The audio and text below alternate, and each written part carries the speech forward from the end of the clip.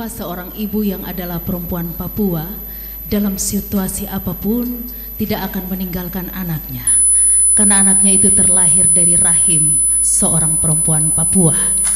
Semoga perempuan Papua di tempat ini tetap menyenangkan hati suami dan juga memotivasi anak perempuannya untuk berkarya. Tepuk tangan untuk perempuan Papua. Selanjutnya, marilah dengan seksama kita mengikuti sambutan Menteri Pemberdayaan Perempuan dan Perlindungan Anak Republik Indonesia. Dengan hormat kepada Ibu Profesor Dr. Yohana Susana Yembise, kami silakan.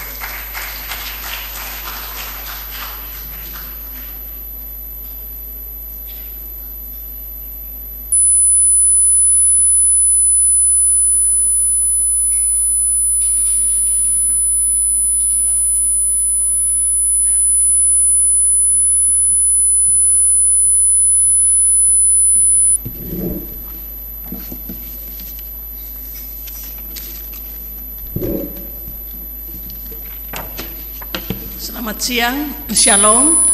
Assalamualaikum warahmatullahi wabarakatuh. Salam sejahtera buat kita semua. Yang terhormat Bapak Gubernur beserta jajaran, yang terhormat Bapak Bupati Manokwari beserta jajaran, Bapak Sekda Provinsi Papua Barat, yang saya hormati juga Bapak Ibu Ketua LAPEPA yang baru dilantik, yang terhormat Ketua Panitia Penyelenggara Ibu Febelina, yang terhormat tokoh-tokoh agama, tokoh-tokoh adat Provinsi Papua Barat, dan yang saya banggakan ibu-ibu yang hadir di siang hari ini. Pertama-tama saya ucapkan terima kasih kepada Tuhan yang Maha Kuasa.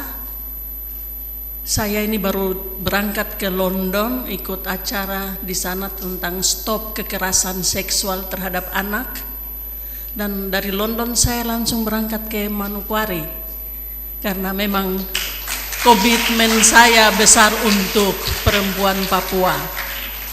Tadi saya lihat ini pengurus lembaga adat perempuan Papua. Saya takut satu saat bisa muncul pengurus lembaga adat laki-laki Papua karena ini kelihatan diskriminatif ini ya. Kalau dibilang isu gender itu ada perempuan ada laki-laki, tapi ya kita awali dulu ya. Saya bersyukur karena perempuan hari ini bangkit, maju. Dan marilah kita bersama-sama maju ke depan untuk membangun tanah Papua, khususnya di Provinsi Papua Barat. Saya mengucapkan selamat untuk pengurus yang baru.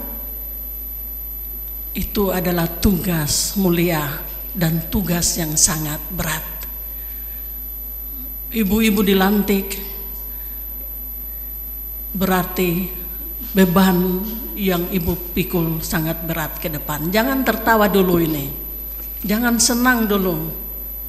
Namun kita lihat ke depan, Papua masih perlu, terutama perempuan-perempuan dan anak-anak kita. Saya juga mengucapkan terima kasih kepada Bapak Gubernur yang bisa melantik ini. Ini dalam sejarah di tanah Papua ini. Kita harus berikan aplaus kepada Bapak Gubernur. Ini sudah mulai di Provinsi Papua Barat. Saya sampai tidak yakin seperti mimpi ya. Karena hal seperti ini dari dulu sudah merupakan mimpi dari perempuan-perempuan Papua. Dan lebih luar biasa lagi, ini sejarah mencatat di hari ini bahwa perempuan-perempuan Papua bangkit, telah dilantik di hari ini. Itu di tanah yang bersejarah lagi, di Manokwari, tempat di mana Injil masuk, peradaban masuk. Ini adalah sejarah mencatat peradaban baru untuk perempuan-perempuan Papua ke depan. Saya pikir kita harus banyak bekerja. Kami dari Kementerian Pemberdayaan Perempuan dan Perlindungan Anak akan membangun mitra kerja dengan perempuan-perempuan yang ada di Provinsi Papua Barat. Kita bergandengan tangan maju. Saya tetap akan memantau, saya tetap akan datang sekali-sekali untuk melihat perkembangan yang dibuat di sini. Organisasi sudah dibentuk, tinggal sekarang bagaimana Bapak Gubernur bisa siapkan tempat, gedung untuk organisasi ini bisa bekerja. Bagaimana, setuju? Ini Bapak Gubernur ada. Bagaimana Pak Gubernur, bisakah?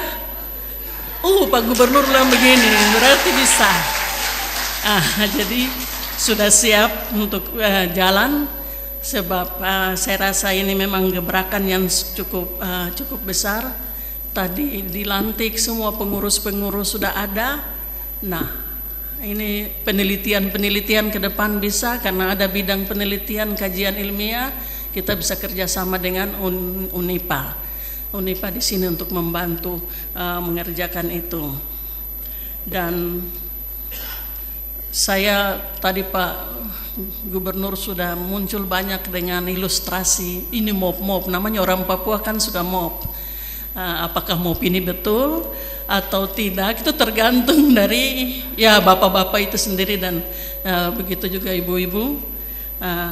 Yang jelas dengan adanya pelantikan pengurus ini berarti revolusi mental yang muncul sesuai dengan program Joko Widodo, bahwa mental daripada bapak-bapak itu sudah harus kita rubah. Kita harus jalan bersama. Saya kemarin dikejar-kejar media di Jakarta. Ibu bagaimana? Katanya Pak Yusuf Kalla bilang mau kurangi jam kerja 3 jam. Ibu-ibu harus yang punya anak umur 1 sampai 10 tahun pulang kerja lebih awal 3 jam. Saya hanya bisa katakan bahwa itu adalah diskriminatif.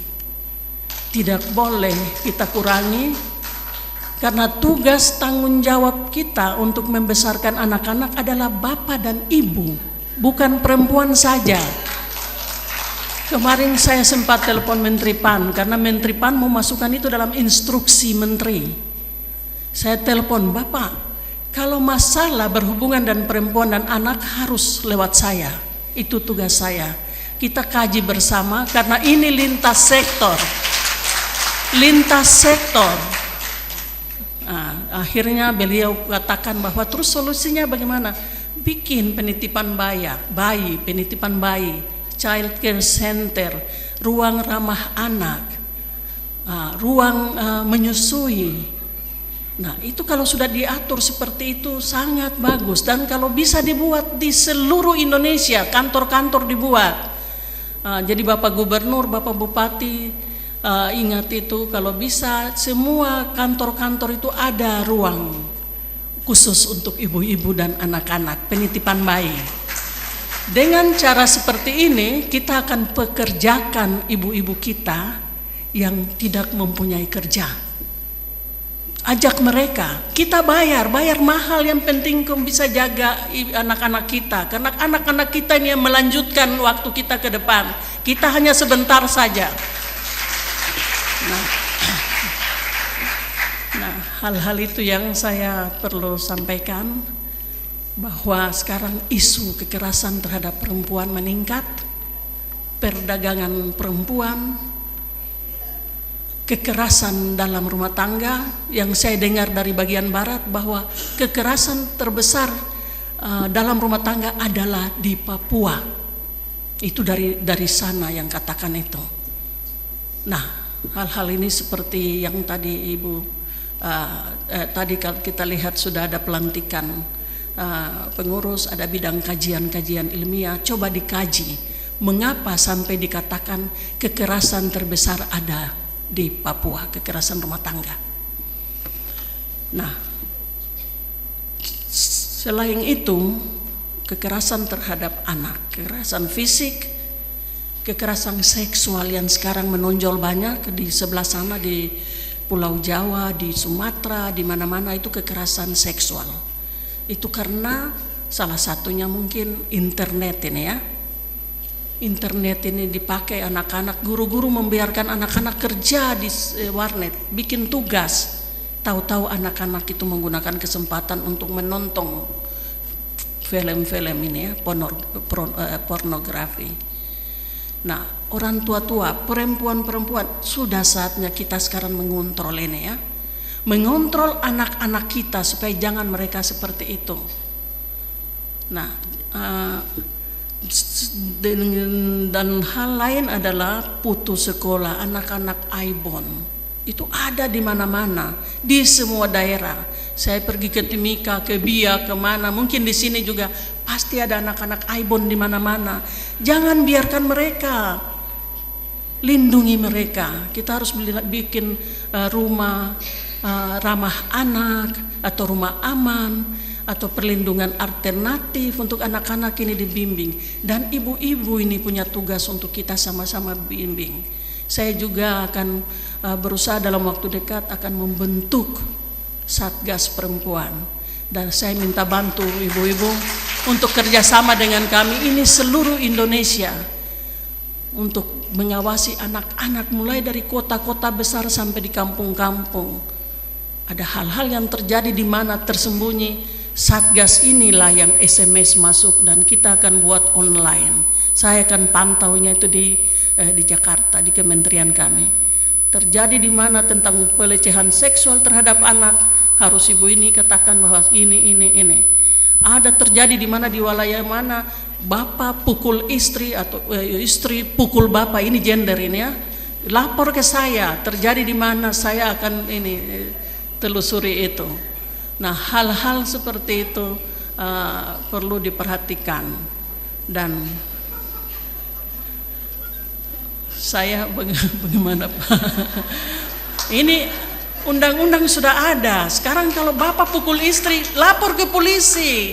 Kemarin di Nabire sana ada ibu-ibu katakan bahwa aduh ini kami ke polisi, ternyata polisi bilang yang nikah saja yang diterima, yang tidak nikah jangan.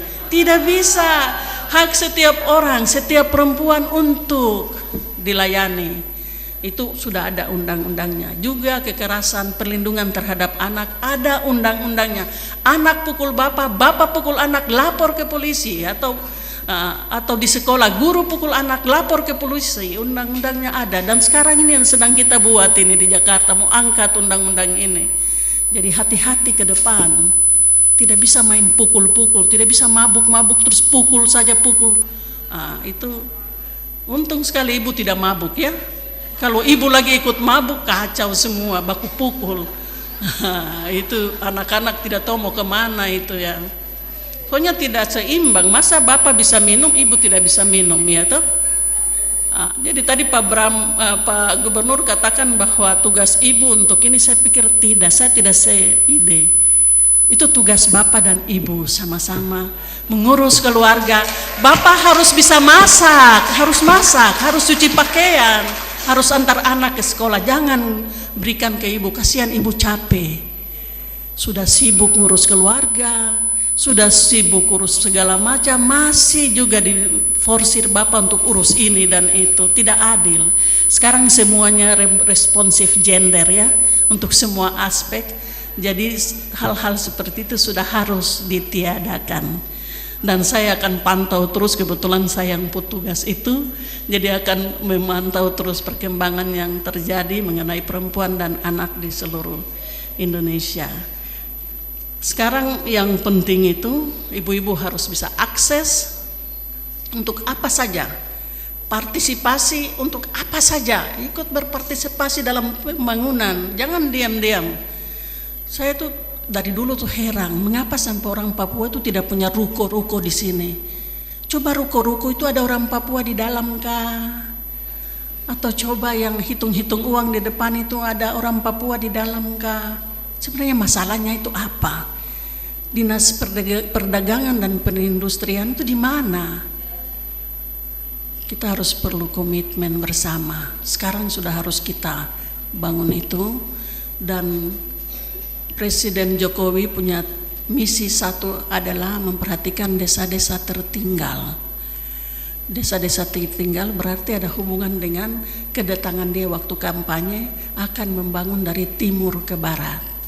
Oleh karena itu, saya ada di sana dan akan memulai sesuatu itu dari timur ke barat, dibantu dengan teman-teman saya dari kementerian yang sudah bagus di bagian barat sana. Kita ambil, memberikan contoh model untuk kita di bagian timur. Jadi saling membantu sehingga merata kemajuan di bidang ekonomi. Saya pikir itu, tapi sebelum saya menutup sambutan saya kebetulan dipilih jadi ketua umum untuk Natal Nasional, dipilih oleh Presiden langsung. Jadi saya akan bersama-sama dengan panitia menyiapkan rencana-rencana program ke depan untuk kedatangan Bapak Presiden, Wakil Presiden, Kabinet, Duta-Duta Besar ke Jayapura mengikuti rapat nasional bersama. Saya juga mengundang ibu-ibu untuk kalau bisa sama-sama saya, karena saya ini yang jadi ketua umum. Jadi kita perempuan-perempuan ini harus berada di sana untuk menyambut tamu-tamu. Terima kasih. Shalom. Salam sejahtera buat kita semua.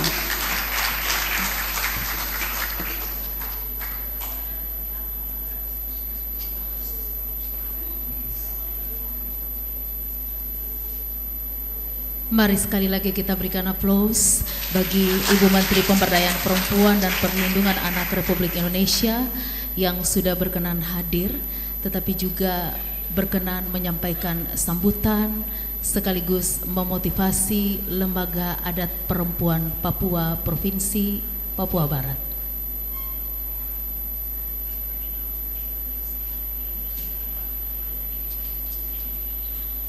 Tidak hanya pada ibu-ibu, tetapi juga bapak-bapak yang hadir di tempat ini, marilah termotivasi untuk bersama-sama melihat keluarga rumah tangga kita, karena sebagai abdi bangsa, sang istri pun membantu dan memberikan support untuk pembangunan di negeri Papua Barat. Tepuk tangan untuk setiap keluarga kita. Menyanyikan lagu Tanah Papua, hadirin dimohon berdiri.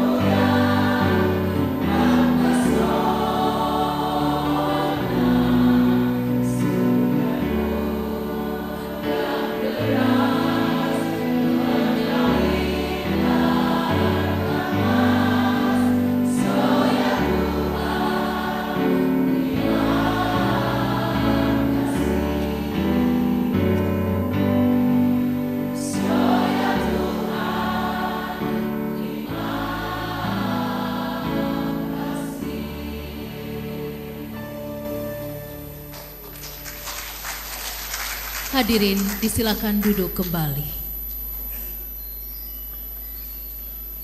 Mensyukuri segala berkat anugerah campur tangan dari Bapa di sorga, kita akan bersama-sama berdoa. Doa ini akan dipimpin oleh hamba Tuhan, Ibu Pendeta Weli Rumbarar, Sarjana Teologi. Dengan penuh kasih, kami silakan.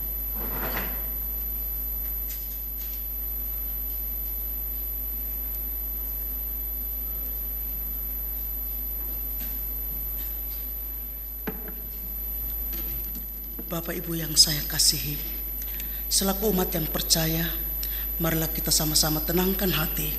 Kita sama-sama menaikkan pujian dan syukur kita atas kasih dan rahmat Tuhan yang telah Tuhan nyatakan dalam kehidupan kita. Kita tundukkan kepala, kita berdoa. Hanya oleh karena kasih dan perkenanan Tuhan jua, hanya oleh kehendak Tuhan, kami diizinkan semua boleh ada di hari ini untuk kembali dapat melaksanakan tugas tanggung jawab. Kembali kami dapat berkarya dengan semua yang telah dipercayakan kepada kami. Baik kepercayaan itu datang dari keluarga, datang dari pemerintah, datang dari segala bentuk usaha yang kami kerjakan.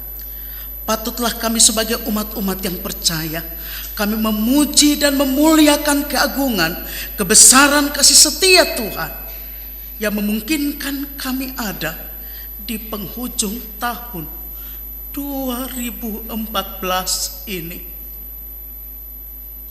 Sekalian kami mengaku ya Tuhan, kalau kami diizinkan ada, terlebih ada kembali tugas-tugas baru, kembali dipercayakan tanggung jawab yang baru.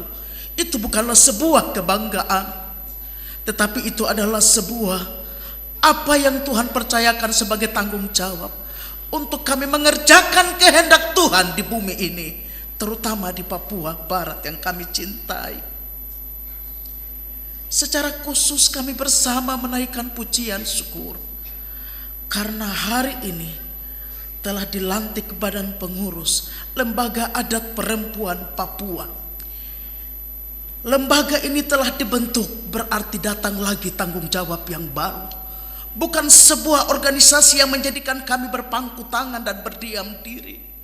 Tidak menjadikan juga lembaga ini sebagai lembaga yang eksklusif lebih dari lembaga yang lain. Tetapi lembaga ini sedang mengajarkan kepada kami supaya kami boleh berkarya, kami boleh berbuat sesuatu. Paling tidak lewat lembaga ini ada perubahan-perubahan yang dapat dirasakan oleh perempuan-perempuan Papua. Hikmat Tuhan, bijaksana Tuhan, rasa takut akan Tuhan, biarlah ada di setiap hati badan pengurus. Sehingga mereka mengerjakan ini bukan menjadikan sebuah proyek untuk mendapatkan uang yang banyak, tetapi mereka melihat Tuhan di dalam pelayanan organisasi ini, mementingkan kepentingan orang banyak dibandingkan kepentingan pribadi, menghargai budaya yang telah Tuhan berikan sejak purbakala, tetapi budaya-budaya yang bernilai positif dan yang memberkati serta membangun. Biarlah lewat lembaga ini kami bergandengan tangan, baik itu pemerintah, masyarakat, dan hamba-hamba Tuhan, untuk kami berpadu satu, menyatukan persepsi, pemikiran, dan hati. Taruh hatimu di hati kami ya Tuhan, taruh pikiranmu di pikiran kami, taruh hati yang memelayani dari Tuhan itu di hati kami, sehingga kami tidak melihat kepentingan politik, kami tidak melihat kepentingan seseorang, tapi kami melihat kepentingan Tuhan yang turun kepada umat-umat-Mu. Berkati badan pengurus, berikan mereka semangat dan gairah yang baru, sukacita. Kiranya mereka yang banyak dibentuk, mereka menjadi banyak tenaga dan pemikir-pemikir yang baik. Satukan hati dan pemikiran mereka untuk lembaga ini maju berkembang ke depan, tetapi ada nilai-nilai positif yang dapat mereka berikan buat sesama, terutama dalam kehidupan perempuan Papua. Hal-hal kendala-kendala yang dihadapi di hari-hari ini, kiranya kami bukan jadi penonton, tapi semua kami terlibat bergandengan tangan menjadi pemain-pemain yang siap mensukseskan banyak hal yang diprogramkan oleh pemerintah. Pemerintah bersyukur karena kami menjadi orang-orang yang bisa memberikan support. Dan kiranya kami tidak saja sekedar sekali lagi ya Tuhan dilantik, tetapi kami mau bekerja dan bekerja karena untuk